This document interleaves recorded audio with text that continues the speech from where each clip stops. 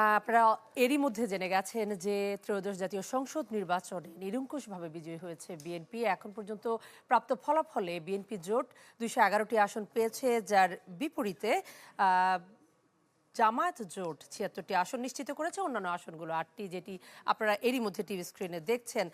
আমরা একটু জানতে চাই এবার জুলাই যোদ্ধা যারা এবং তরুণ প্রজন্মের যারা এনসিপি জাতীয় নাগরিক পার্টি, তারা কতটি আসন নিশ্চিত করেছেন। আপনারা এরই মধ্যে জানেন ৬টি আসন কিন্তু এনসিপি নিশ্চিত করেছে, যেটি একটি বড় বিজয় বলে আমরা মনে করি।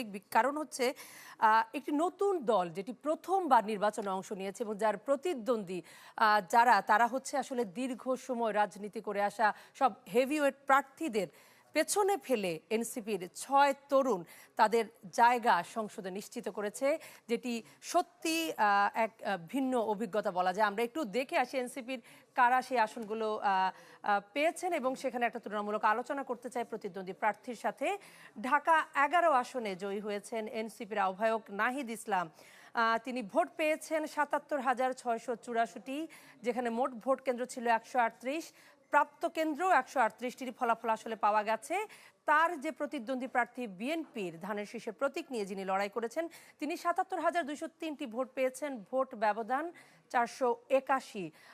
নাহিদ ইসলামকে আমরা সংসদে দেখতে পাবো এবং আমরা আশা করি আসলে একটা ভালো সংসদ আমরা উপহার পাবো এই তরুণ নেতৃত্বের অংশগ্রহণের মধ্য দিয়ে। আমরা দেখতে পাচ্ছি কুমিল্লা ৪ আসন, যেটি অনেক আলোচনায় ছিল। কুমিল্লা ৪ আসনে এনসিপির নেতা আবুল হাসনাত আবদুল্লাহ, তিনি ১,৬০,৫২৭ ভোট পেয়ে তিনি জয়ী হয়েছেন, যেখানে ভোটের বিশাল ব্যবধান। তার প্রতিদ্বন্দ্বী প্রার্থী, যিনি নিকটবর্তী প্রতিদ্বন্দ্বী, তিনি গণ অধিকার পরিষদের জসিম উদ্দিন, তিনি ৪৯,৬৪৪টি ভোট পেয়েছেন এবং ভোট ব্যবধান কিন্তু ব্যাপক। ১,১০,৮৮৩টি ভোটের ব্যবধানে এনসিপির নেতা হাসনাত আবদুল্লাহ জয়ী হয়েছেন। আমরা যদি পরের প্রার্থী দেখি এনসিপির আখতার হোসেন, সবার পরিচিত মুখ, তিনি রংপুর ৪ আসন থেকে জয়ী হয়েছেন। তার ভোট ১,৪৭,৯৪৭। মোট কেন্দ্র ছিল ১৬৩টি এবং ভোট ব্যবধান সেখানে ৯,০০৩। তার যে প্রতিদ্বন্দ্বী প্রার্থী ছিলেন নিকটবর্তী, তিনি বিএনপির এমদাদুল হক, ভোট পেয়েছেন ১,৩৮,৯৪৪টি। এবং আমরা পরবর্তী যেই কার্ড সেটাই যদি দেখতে চাই, সেখানে পরবর্তী এনসিপির যে নেতা বিজয়ী হয়েছেন তিনি হচ্ছেন আব্দুল হান্নান মাসুদ। তিনি কিন্তু স্থানীয় রাজনীতিতে বেশ জনপ্রিয় এক নাম হয়ে উঠেছিলেন। এবং আমরা যদি দেখি নোয়াখালীর ৬ আসনে তিনি জয়ী হয়েছেন, মোট কেন্দ্র ছিল ১০৪টি, তিনি ভোট পেয়েছেন ৯০,১১৮টি। সেখানেও আমরা একটা বড় ভোট ব্যবধান দেখছি। তার প্রতিদ্বন্দ্বী প্রার্থী বিএনপির ধানের শীষ প্রতীক নিয়ে লড়েছেন মাহবুবের রহমান শামীম, তিনি ভোট পেয়েছেন ৬৩,৩৭২। ভোট ব্যবধান ২৬,৭৪৬। হান্নান মাসুদ স্থানীয় রাজনীতিতে কিন্তু বলছিলাম যে এক অপরাজেয় নাম হয়ে উঠছেন। এনসিপির আরও এক নেতা আবদুল্লাহ আল আমিন, তিনি নোয়াখালীর ৬ আসনে আমরা দেখতে পাচ্ছি তিনি বিজয়ী হয়েছেন ১৭৭ কেন্দ্র, যেখানে বিএনপি তার প্রতিদ্বন্দ্বী নিকটবর্তী যে প্রতিদ্বন্দ্বী ছিলেন তিনি মনির হোসাইন কাশেমি, তিনি বিএনপি জোটের রিকশা প্রতীক নিয়ে তিনি প্রতিদ্বন্দ্বিতা করেছেন। ৮০,১৩৮ ভোট পেয়েছেন, ভোট ব্যবধান ২৪,৩৪৪। এবং আমরা জানি আরও একটি আসনেও কিন্তু এনসিপি জয়ী হয়েছে, সেটি হচ্ছে কুড়িগ্রাম ২। আতিক মুজাহিদ, তিনি কুড়িগ্রাম ২ থেকে জয়ী হয়েছেন। এবং এই আবদুল্লাহ আল আমিন, এইটি সম্ভবত নোয়াখালীর বদলে নারায়ণগঞ্জ ৪ হওয়ার কথা, সেই আসনে তিনি জয়ী হয়েছেন। আমাদের পরবর্তী আমরা যদি দেখি যে এনসিপির আসলে যেসব প্রার্থীরা হেরে গেছেন কিন্তু তীব্র প্রতিদ্বন্দ্বিতা করেছেন, আলোচনায় ছিলেন, যারা জুলাই যোদ্ধা এবং এই জুলাই গণ অভ্যুত্থানে যাদের ভূমিকা ছিল, যারা এই ত্রয়োদশ জাতীয় সংসদ নির্বাচনেও তাদের আসলে একটা বড় ভূমিকা, কারণ ওই জুলাই অভ্যুত্থান ছাড়া আজকে যে ত্রয়োদশ জাতীয় সংসদ নির্বাচন হয়েছে, যেটি একেবারেই হয়তো অসম্ভবই ছিল। আমরা দেখতে পাচ্ছি নরসিংদী ২, যেখানে মোট কেন্দ্র ছিল ৯১, সেখানে বিএনপির ধানের শীষ প্রতীক নিয়ে ডক্টর আব্দুল মঈন খান, তিনি বিজয়ী হয়েছেন। এবং এনসিপির নেতা সারোয়ার তুষার ছিলেন তার প্রতিদ্বন্দ্বী, তিনি ভোট পেয়েছেন ১৪,৫৬৭। ভোট ব্যবধান ৪৩,১২৭।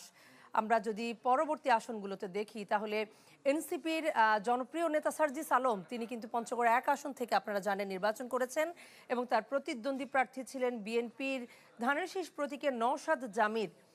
সেখানে 8,304 ভোটের ব্যবধানে সার্জিস আলমকে হারিয়ে নওশাদ জামির তিনি বিজয়ী হন এবং সেখানে মোট কেন্দ্র ছিল 155টি।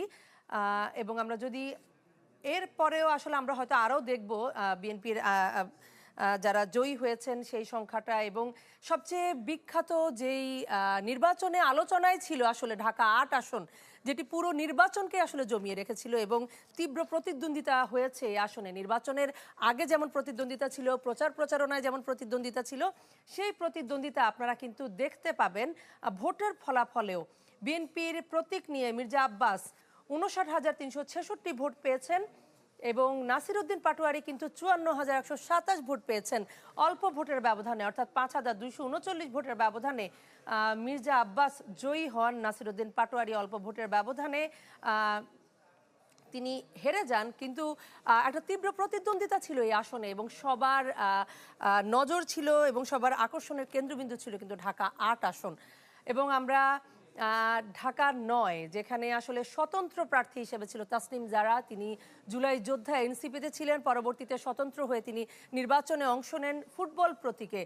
তিনি বিএনপির যে প্রার্থী তার সাথে প্রতিদ্বন্দ্বিতা করেছিলেন বিএনপির ধানের শীষের প্রতীক নিয়ে হাবিবুর রহমান 1,11,212 ভোট পেয়ে বিজয়ী হয়েছেন এবং স্বতন্ত্র প্রার্থী হিসেবে তাসনিম জারা পেয়েছেন 44,684 ভোট।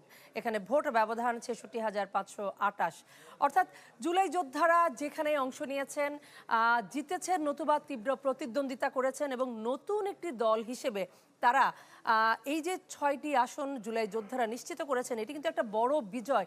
একটা নতুন গঠিত দল যারা প্রথমবারের মতো নির্বাচনে অংশ নিয়েছেন এবং 6টি আসন নিশ্চিত করেছেন হেভিওয়েট প্রার্থীদের সাথে প্রতিদ্বন্দ্বিতা করে, সেই জায়গায় তাদেরকে আসলে অভিনন্দন জানানোই যায়।